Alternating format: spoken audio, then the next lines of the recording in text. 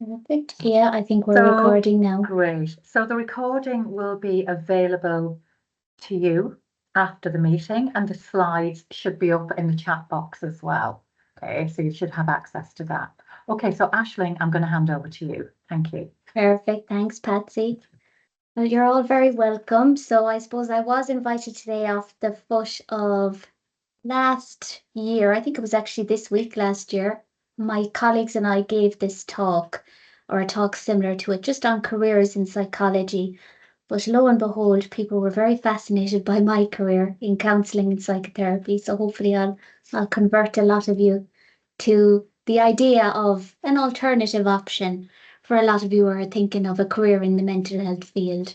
So you can see there on the screen, I'm just going to go very briefly through my background, what is counselling and psychotherapy, what the role involves, the type of work that we tend to do, not always, but what we tend to do, where we work, the training that's involved, the essential criteria, and I think that's what came up last year, so we've added in that, and a bit of time for questions if people have any. So, just a very brief background on me. So, like most counselors and psychotherapists, I did start in a different field, and my field was in education. So, I was a primary school teacher for a few years, and I mainly worked in learning support. So, in the small classroom settings, but I did also work in mainstream as well. And I suppose part of that gave me the inspiration to work in that kind of education setting of supporting students in those smaller groups.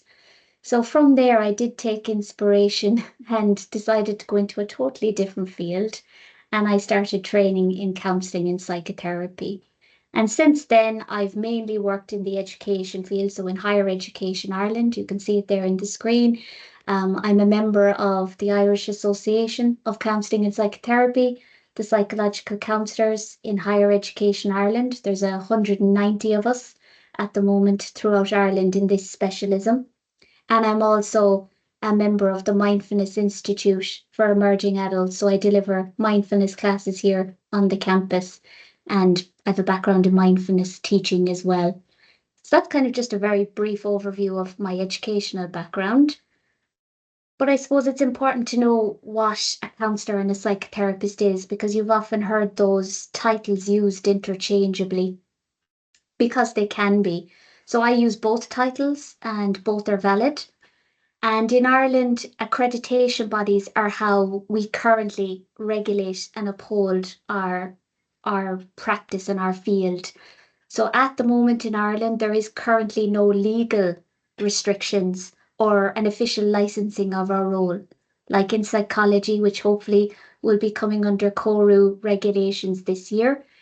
The counselling and psychotherapy field, we're working towards CORU registration. So, like nurses, Gardaí, teachers, occupational therapists, physios, and most healthcare professionals are under the CORU standards in Ireland. Particularly social workers as well, actually, are under that. So, we're working towards that. But as of now, we mainly just self regulate through our accrediting bodies.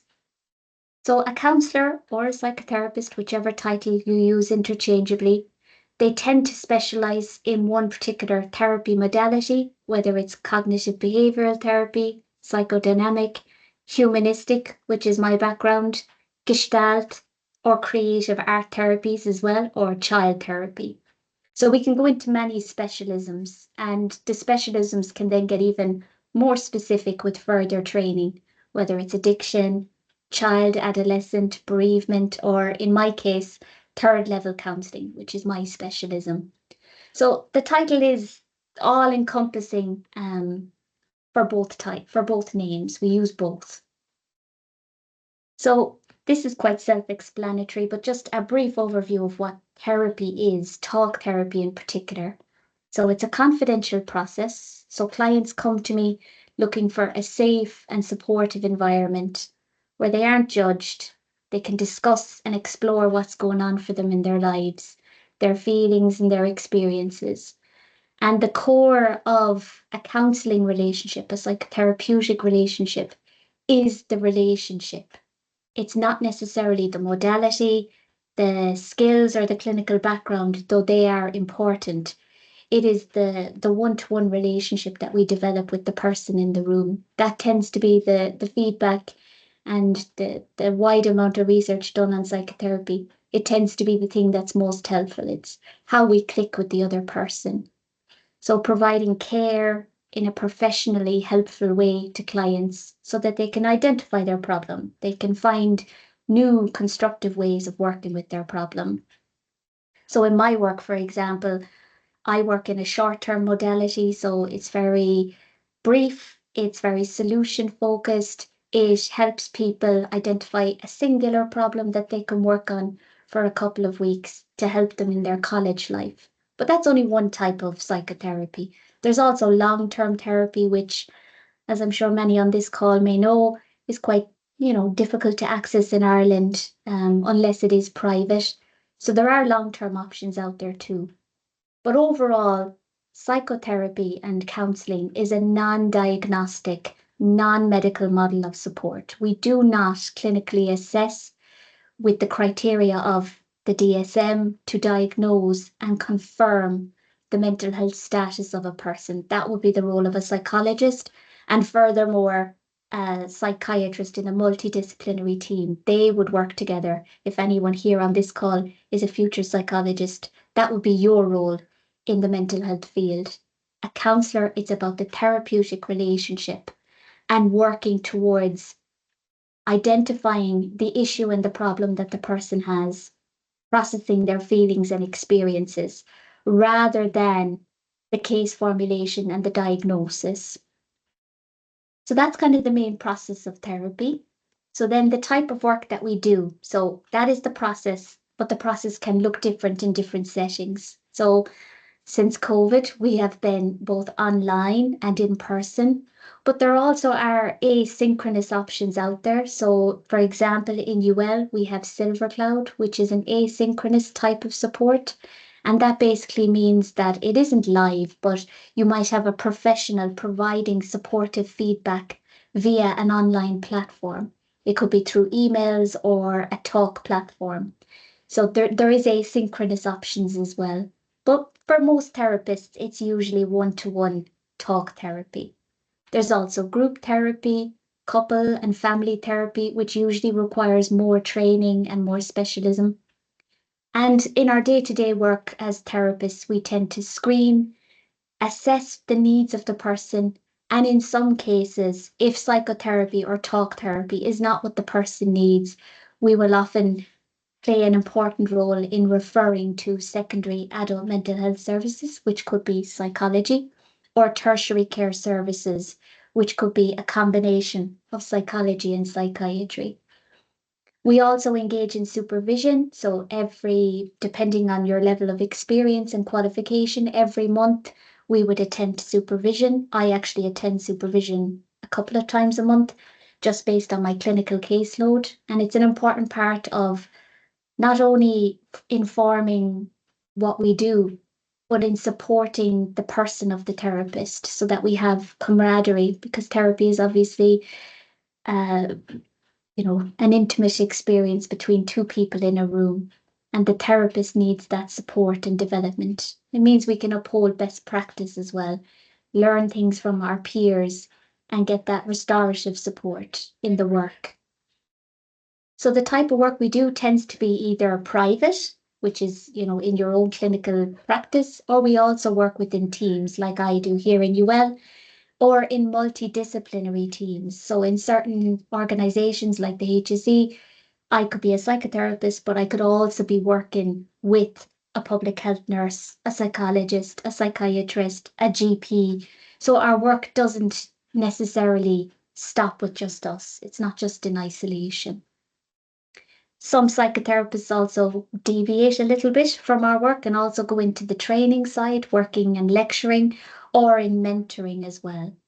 And obviously, much like psychologists, research is also an important part of our work, and best practices are always evolving and changing every year. So a lot of my colleagues would also work in research. I know I have a colleague at the moment who's doing some research on groups and the support that groups can provide. So where can a psychotherapist work in Ireland? The obvious one is the HSE. So we have the National Counselling Service. We have SIPSI, or Counselling in Primary Care, which is a short-term model. We have CAMS, Child and Adolescent Mental Health Services, and AMS, Adult Mental Health Services. Then we obviously have, like what I'm doing, third level counselling, and there are 16 HEIs in Ireland at the moment, and 190 of us that are currently practicing in this specialism. Dependent on training, we can also work in primary schools and secondary schools, and that can depend on whether a person has a guidance counselling background or play therapy or just child and adolescent specialisms. So it really does depend on training. It's not open to everybody. Prison services, the charity and the voluntary sectors are obviously quite popular. The corporate sector for employee assistance programs, which there is one in UL actually for staff, and the obvious one and the one that most people know, which is private practice. That one is probably the bulk of where you'd find counsellors and psychotherapists in Ireland currently practicing. Um, but as you can see from the slide, there are so many options for this career, so many places a person can go. So the training. So to train as a psychotherapist, unlike many different qualifications that you can find, this is not a qualification that starts out directly after the Leave Cert. It tends to be a career change later in life. So I know I have it there at the bottom of the slide. Life experience and maturity is vital for this career, which is why you will not find it on the CAO, and it's not something that you would go into straight away. So part of it is coming into it later once you have a foundational degree. So it is actually quite common for people with a foundational degree in psychology that in their early to mid 20s, they may decide to look into a career in psychotherapy. So I was the ripe old age of 24 when I decided to start my foundation certificate. So I did a foundation certificate with NUI Maynooth in 2014. And the reason I did that was that gave me a year of basic understanding of what counseling and psychotherapy is. I didn't have a background in psychology like everyone on this call, so that was essential to me to have that year to really see if it was right for me. So from there, I did the 3-year diploma in counseling and psychotherapy. And at the time of my training, a diploma was all that was necessary to qualify as a psychotherapist in Ireland. But since 2015, it's actually changed. And now the minimum standards would be considered a level 8. So I did complete the level 8. And I just wrote up there some of the examples to look out for when you are considering a career in counseling. The degree should include, at a minimum anyway, a robust academic standard. So for most counselling and psychotherapy degrees, there would be case studies, self-reflective essays, specialist essays around different theoretical models, an element of research, and a dissertation. So that's the academic standards, but more importantly, the degree should include, at a minimum, 100 hours of student placement, clinical skills assessments throughout the 4 years of your degree, and recorded practices, which is just part of the process. Personal therapy is standard throughout your degree, and supervision, both group and individual, and they're all mandatory for the training that's involved. I couldn't imagine not having those as part of the support that you'd need when you're doing your placement hours. So as I said, level 8 at the moment is the minimum standard, and it's been proposed to the CORU body. At the moment, there's a board that are meeting regularly to discuss what the minimum standards will be. And as of now, it's proposed that the registration for both titles, counselling and psychotherapy, will be level 8. Postgraduate courses, of course, are an option for continuing professional development. So we can always specialise in a particular area of interest. So all of my colleagues here in UL, we've all done different postgrads on our areas of interest. As I said at the start, I've done a postgrad on mindfulness. I've colleagues who've done specialisms in suicidality work, colleagues who've worked in the HSE and done some trauma-informed practice, Gestalt masters. So the lists are endless. And obviously, a PhD is an option for further research and to legitimize our field internationally. But like I said, this isn't a degree that you go into immediately beyond school. It's often seen as a second, third, or even fourth career, which does make the practice more interesting, I have to say. So just to summarize the essential criteria to look out for, if you are considering doing one of these trainings, look out for those three pictures there I have put up. The first two there, IAHIP and IACP, are the two main accrediting bodies in Ireland at the moment. I'm with the IACP, it's just the most popular. The IAHIP is also perfectly valid as well. So when you go onto those websites and you are looking for a course that you're interested in, they will have a list of the courses in Ireland that meet the essential criteria. And I've just written up the essential criteria of the course I did. So up to 200 hours of student placement.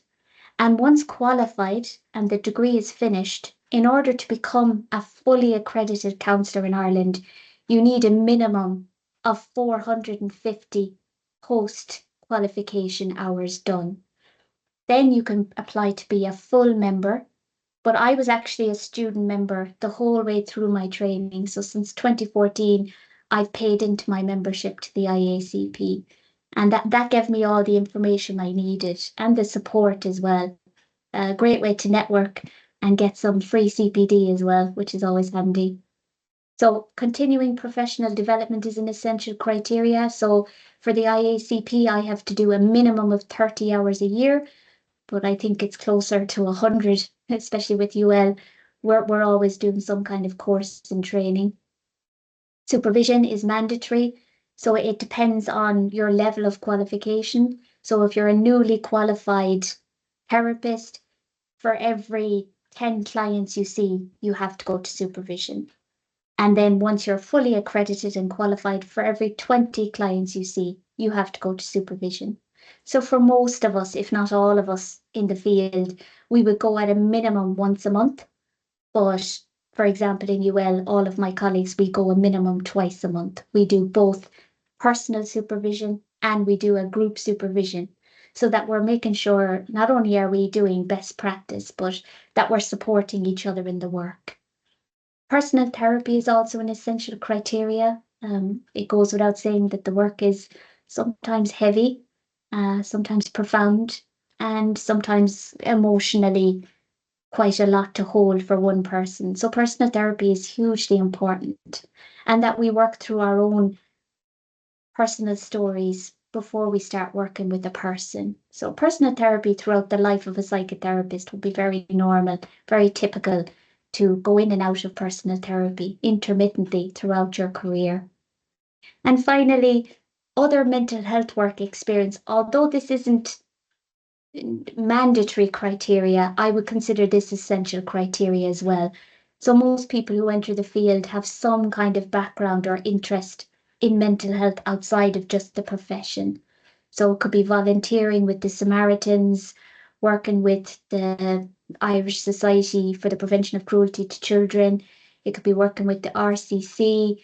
It could be some kind of charity or voluntary organization where mental health work or advocacy is part of your CV and your work experience. I think that is important.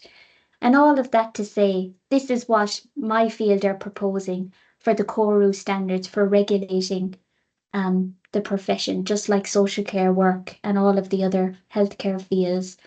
Um, it was meant to come in 2024, but as COVID came in 2020, it has been put on the back burner a couple of times. So we're still in the process of getting a date for when we will be, I suppose, fully live with our register, but that's coming down the line.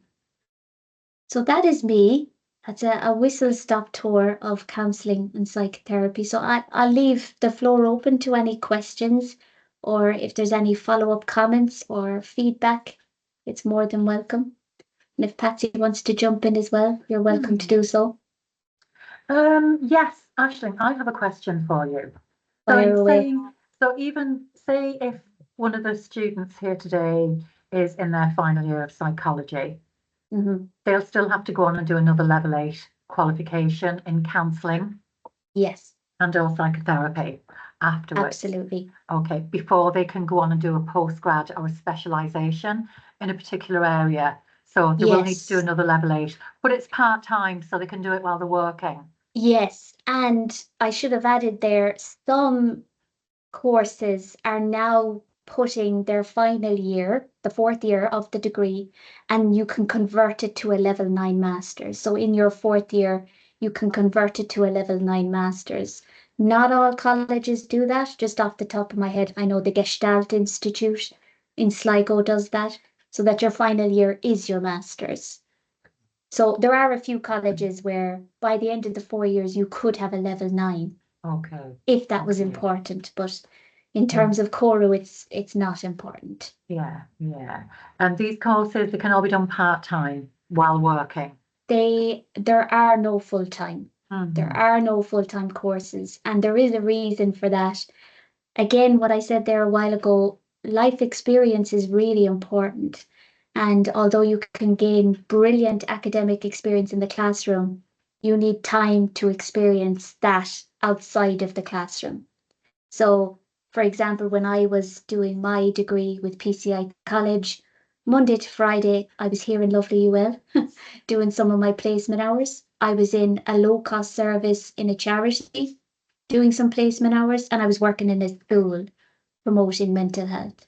Okay. So, although I was working Monday to Friday, there was still time to do the academics, but it's Yeah, not possible to do all of that if you were in college Monday to yeah, Friday. yeah, absolutely.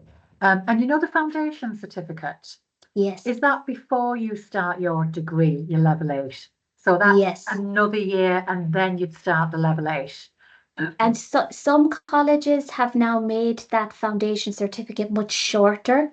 So Okay, in some colleges, that certificate might be 3 months, okay, a summer, a couple of weeks. So it, okay, it doesn't have to great. be a year. I did the Okay, year in Maynooth because that was the most suitable one for me because I didn't have a background in psychology. I felt like I needed that. Whereas yeah, there may be some people who don't need a full year to okay. have that foundation. Okay, but the accredited courses by the IACP and the IAHIP, they'll Yes, they'll require you to do a foundation certificate of some sort of before you're some sort. accepted onto the Hmm. professional training course. Okay. Yes, there are obviously exceptions. So some people will come into the degree with a background in psychology, or in your case, Patsy, a background in guidance counseling, or some kind of social care field where Mhm. their relevant experience would be taken into account. So the foundation certificate, again, isn't mandatory, but if you've no background, I would say I wouldn't get bogged down with the semantics of it. I would say if you feel like you'd benefit from it, Yes, it's not going to be a waste of time. absolutely, absolutely. So we have a question, Aisling. Sure, You want to have a look at the chat box? I will, of course. You were talking earlier about roles in the counselling field. One was EAP programs. Could you explain more about these? Perfect. Thanks, Kieran. Yes. So an EAP stands for Employee Assistance Program. So a lot of big corporations and businesses and organizations, they have a budget for mental health support for staff. So that could be paying somebody to deliver mindfulness talks. It could be paying for somebody to come in and do some health screenings. So it's not just mental health, it's health combined. But one of the things that can be funded by big organizations is a short amount of counseling sessions per employee. So, for example, in UL, all staff in UL are entitled to 6 free counseling sessions with the Employee Assistance Program. So it's totally confidential. It's nothing to do with my service here in UL. It's an external confidential service that doesn't link to your employee status, like your employer won't know. And it just provides a supportive space for staff. So I know a lot of Google, TikTok, all of these large companies would provide EAP funding of 6 sessions. So it can be a lucrative opportunity for private psychotherapists to be contracted to these companies to provide 6 sessions at a time to their employees. So I have a lot of colleagues who do that as well. So it's quite And these would all be interesting. accredited You would counsellors, have to be, psychotherapists. yes, you would have to be accredited for almost, I can't think of any job in the field that you would be taken on pre-accredited. Yeah. So pre-accredited, you have little to no opportunity to actually make any kind of viable money or progression other than getting the valid, relevant experience that you need. Okay, another question. So if anybody else has questions, please put them into the chat box. Okay, I'm in my 4th year of psychology and Spanish. So in order to continue in a career of counselling, I would have to do another 3 years to receive a level 8 in counselling. Is that correct? Thank you. Yes, it would be 4 years. So you would have to do another 4 years to receive a qualification. And that qualification, as I said, would usually be a level 8, but there are a few in Ireland that the 4th year of the degree converts to a level 9. So I suppose the biggest thing to take away from today's talk is there is no fast route in psychotherapy. All psychotherapists in Ireland do a minimum of 7 years of training, including the post qualification hours of 450 to 550 hours. So I studied for 5 years and then I did 2 years. After I finished my studies, I did 2 years working in different organizations to build up those 550 hours. Yeah. So no fast route. No fast route. And I think we were discussing last week, Aisling, that even I was having a look at counselling jobs in Ireland, psychotherapy jobs in Ireland. And we were saying that all the ones that I saw required the IACP accreditation or the Yes. IAHIP accreditation as well. So they are kind of really what you're looking for when you're doing a counselling training course. Yes. And if any course if you ever come across a course that says you could do it in a year, you could do it in 2 years, I would really look into, are they supported by the IACP? Are they supported by IAHIP? Are they meeting the essential standards for CORU regulations when they do come in? Would that qualification be internationally recognized? If I wanted to work abroad, does it meet the same criteria or similar criteria, for example, to the British Association of Counselling and Psychotherapy? And it usually does require a minimum of 4 years. And I say minimum, I don't know anyone in my field who's only studied for 4 years. Everyone takes about 7 to 10 years, depending on how high you go. If you go up to level, PhD, it's about 10 years. Yeah. It's a lifelong journey, isn't it? And I don't want to put anyone off because honestly, they were the best 7 years of my life. It's a fantastic program to study in because it's part-time. It's really conducive to a good work-life balance. You're studying on the weekends, but you're getting so much experience over the 5 years. It's paced very well. I found it was paced very well. So we've got another few questions, Aisling. Fire them away. Okay, so hi, Aisling. You mentioned volunteer work. What sort of roles should we be looking for when searching for volunteering roles? And also, how do we go about getting these roles? I found it difficult to find openings, and I'm sure of where to look. Thank you.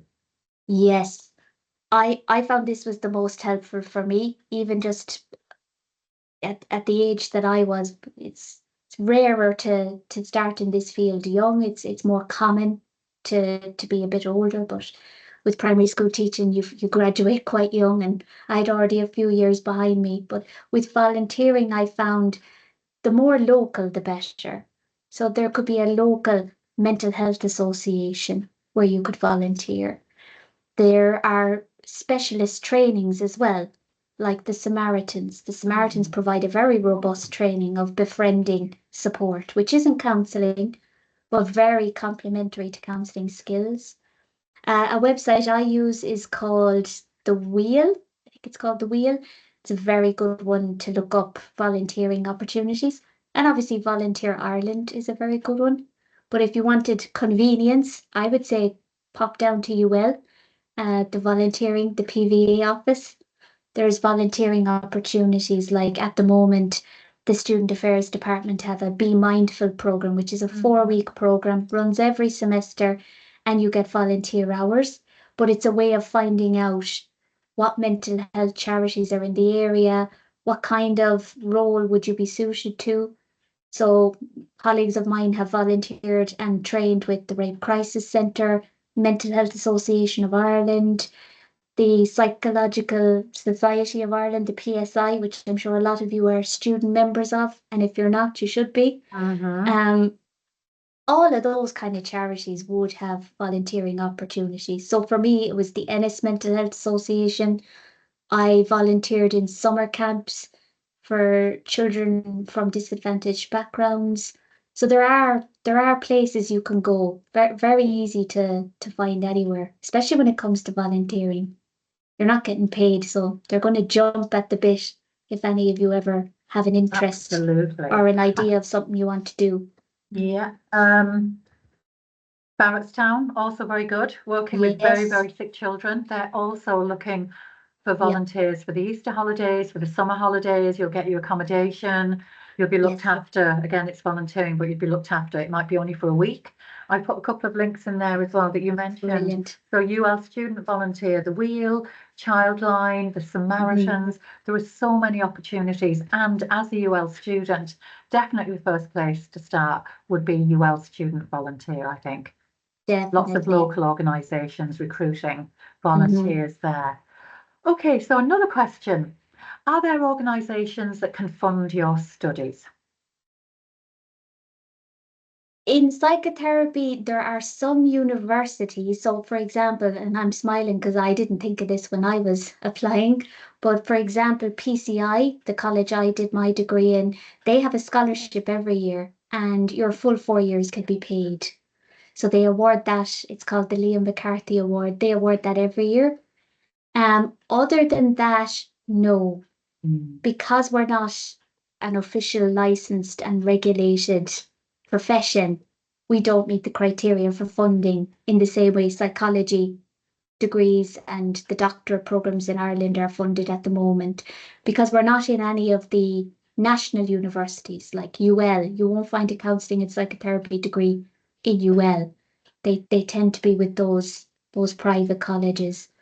So you do have to get creative in how you fund it, but again, it's part-time. They are, you can manage to fund it if you make it work for yourself. But I would look into any college you're applying for. They usually have a scholarship. They usually only award it to one student, but class sizes are small anyway. So you're probably competing with about 20 people. So the odds aren't terrible. Yeah. Yeah. Okay, another question. If you have a level 9 in psychology, could you work in counselling if you get the foundation certificate, or would you have to go straight onto a level 8 counselling before you could work in it? Short answer, yes, you will have to do the full 4 years, whether it's a full 4-year level 8 or a full 4-year level 9. I think it's the most important message that I can drive home today. It is a second career. There's no getting around it. It is highly specialized, and it's not just the academic knowledge, it is the process that takes the 4 years or the 5 years in most cases. The process is your personal development as well as your professional development. And that involves 4 years, 4 good years, 4 long years of personal therapy, group process, group supervision, personal supervision, CPD, networking, and your pre-accreditation hours. It does take time to unfold all of that work. And it actually wouldn't be right to fast track it. Yeah. But ironically, it does go by very fast. So she said there is no shortcut No in shortcut. this career. No No, shortcut. No no, 1 year, no 2 year courses. no. It's the full level 8 again. At the moment, you Mhm. technically could. What is coming down the line is you will not be able to register as a counsellor and a psychotherapist under CORU regulations. So you may be practicing now, but you're only prolonging the inevitable, which is I have to do the full, Yeah. robust, regulated training. There's no other way to Yeah. get the full Yeah. benefits of the career anyway. And I was saying to you earlier, I was at a CORU information session Yeah. yesterday, and they are very specific about, what they look for, what they require. So if and when that comes in, it's going to be impossible if you don't have your proper accreditation to be registered by CORU. Yes. So I think, the way it was explained to me by my own supervisor was, would you like a medical professional who fast-tracked their qualification, or would you like someone who took the time to really hone their craft and really took the time to learn in the pace that's actually needed? I think that drove it home for me. At 24, I thought, oh my gosh, I'll be 30 by the time I finish. Or could I look at it as by the time I'm 30, I will be a fully qualified accredited therapist.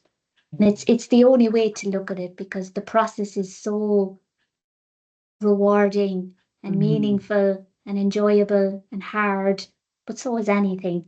And I wouldn't let the length of time put anyone off. yeah, that's just the way it is. That's the way it is for this Yeah. for this particular profession. For Okay, sure. quick question here. I can answer this. I know this is off topic. When and how will these slides and recording become available?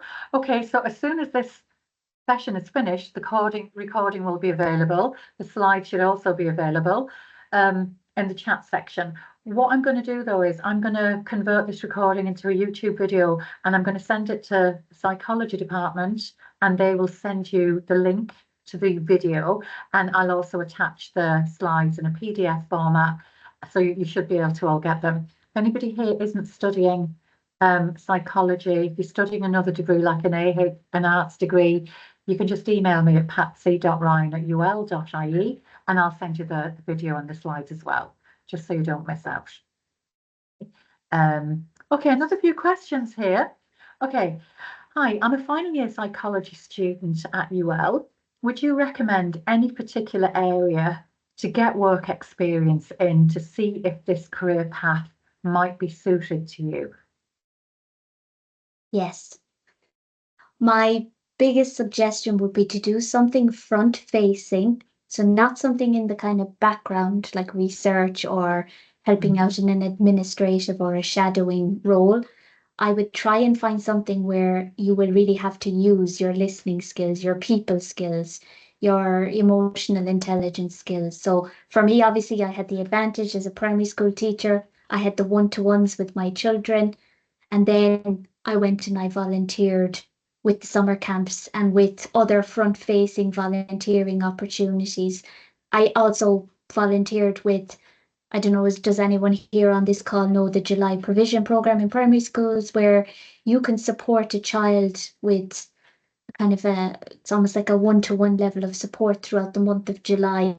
So I also had that as a background. But as an example, I would say get onto the PVA, the UL Volunteer Awards office, see if there's any volunteering opportunities with, for example, off the top of my head, I know Nightline is a wonderful initiative that we have in UL now, which is a night phone service for students in need, and they're always looking for wonderful volunteers and opportunities there.